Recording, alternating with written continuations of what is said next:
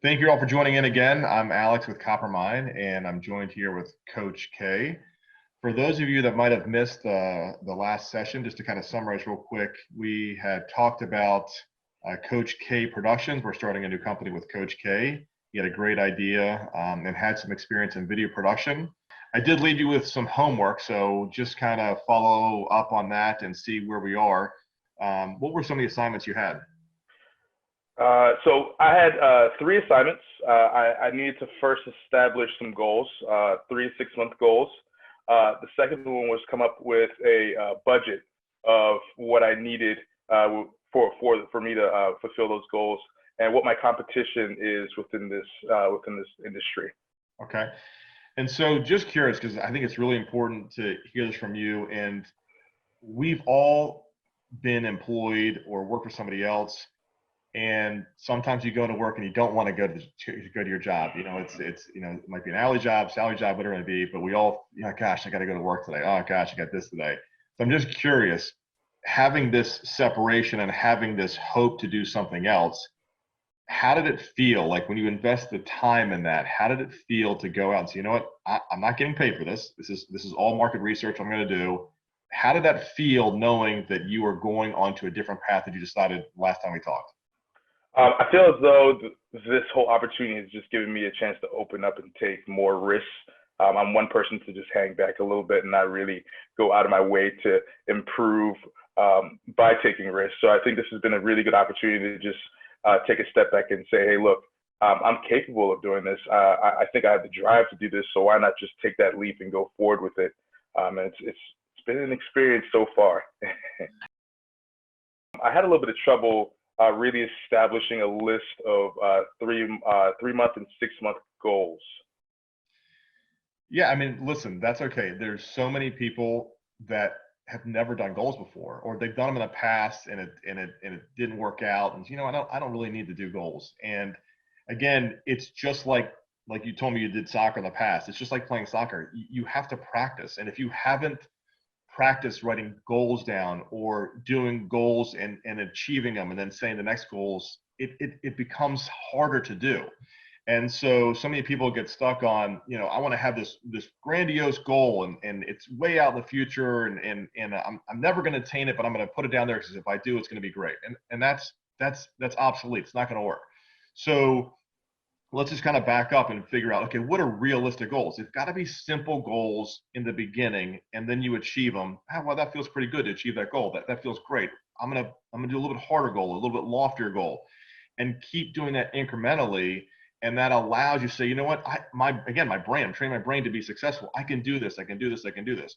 So, if I'm looking at your company, okay, so you want to start Coach K Productions, you want to go videography, you've got the experience in the past, you're passionate about it, you're doing a great job now, all the stuff you're doing is awesome.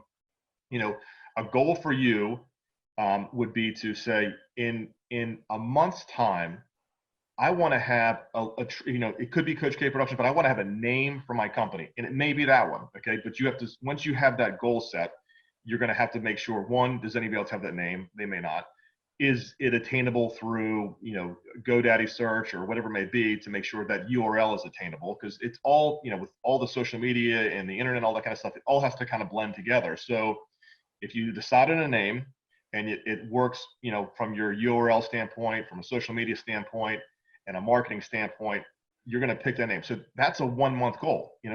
Again, that's something that you can attain. It's something you're looking forward to. It gives you the hope. Okay. The hope is I'm starting a company. I've got this name coming and I have it. I've got it. Okay. Now I've got the name. It's a real company now. It's something I'm going to do.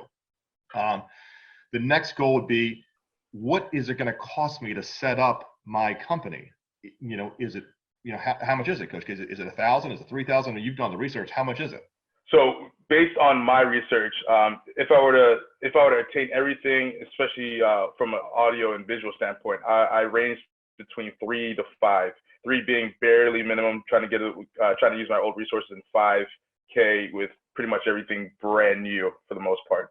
Okay, so let's just take the $5,000 number, and I'm gonna talk about you. I don't need to know about your personal finances, because I want to also talk about people at home, because everybody's different.